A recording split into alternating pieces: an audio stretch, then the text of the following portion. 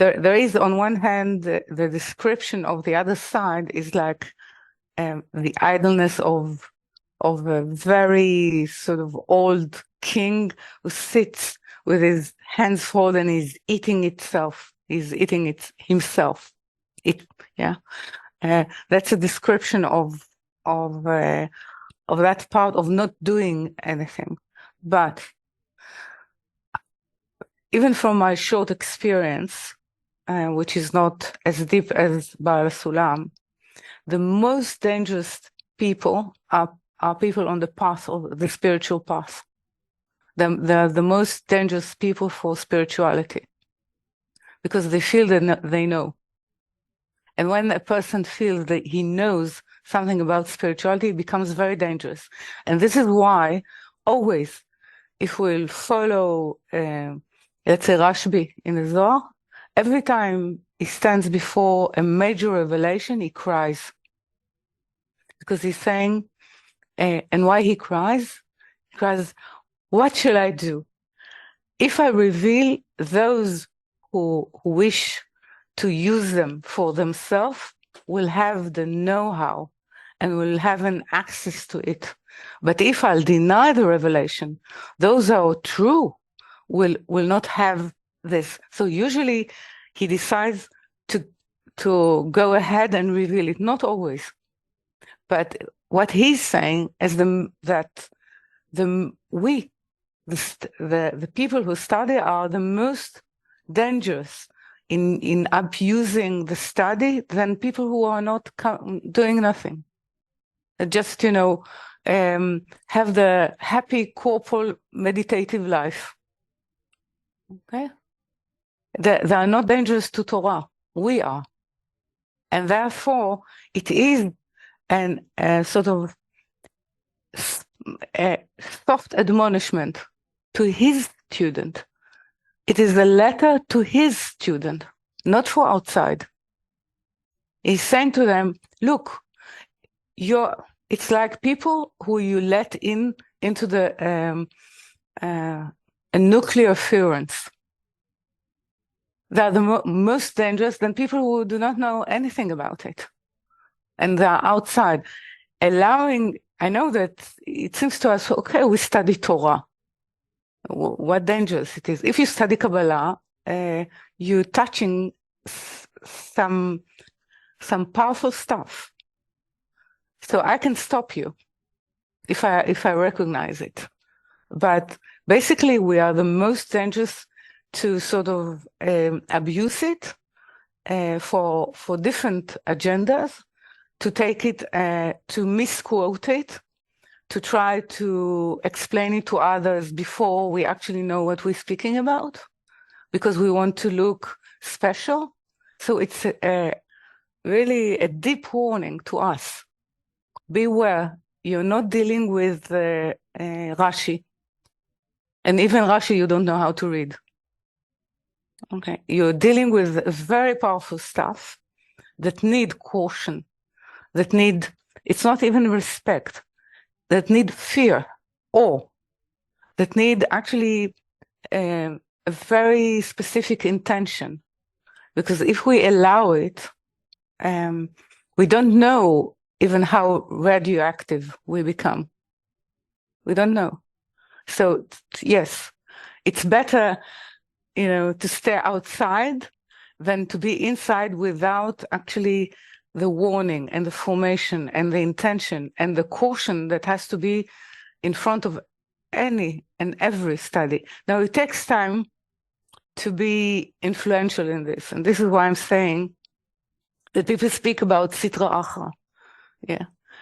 It's a power that actually, it's the other side. What it means, the other side. It's the untamed, unspiritualized part of human will. This is the other side. Is the sort of really the fury of ignorance on one side, and the power of a desire that wish to enslave the world, other people, to its agenda. So this is the other side. It's not something that makes noise in the night at night. Okay, it's not boo.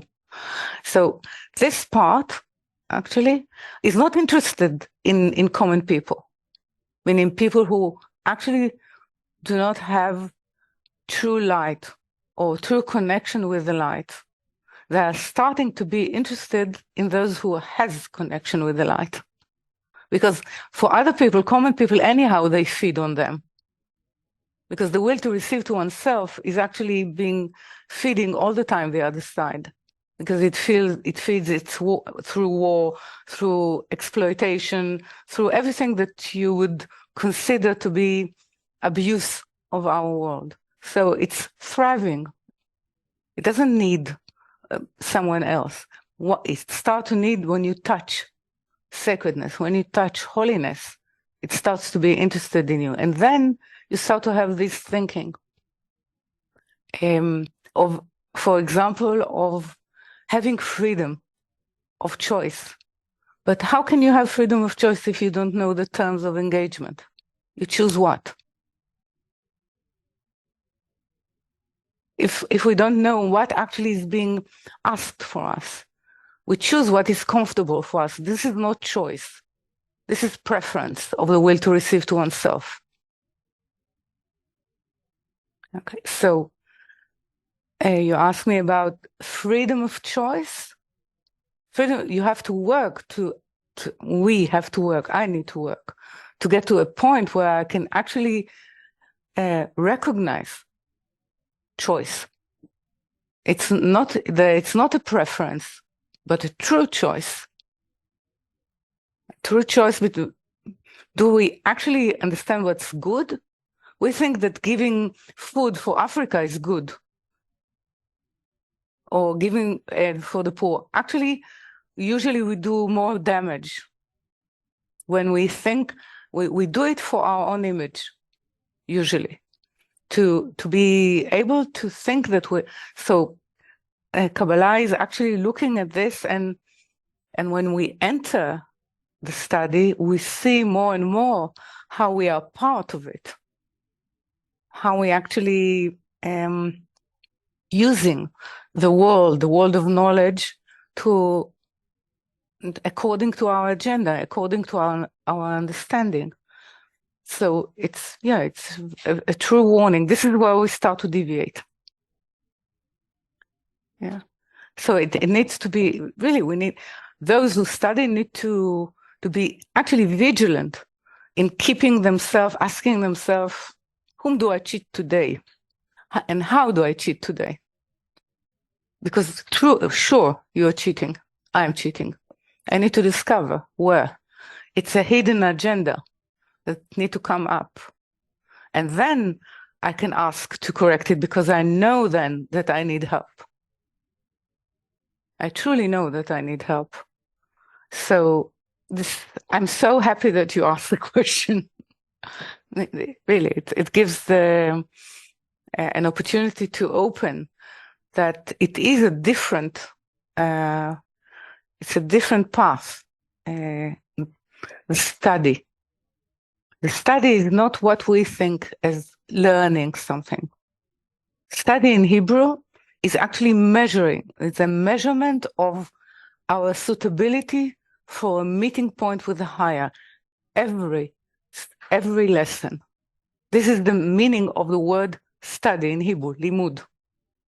It's a measurement of whether we are suitable for a meeting point with the higher, whether the higher will sort of allow itself to descend, because we made an effort to ascend to the meeting point.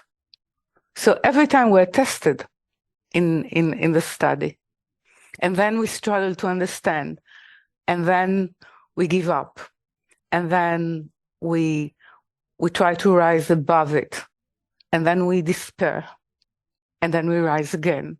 So it's full of events. It's eventful, a study, and it's nothing to do with only learning a text or sort of understanding a concept. Okay? It's a full-fledged oven with very high, with high temperatures.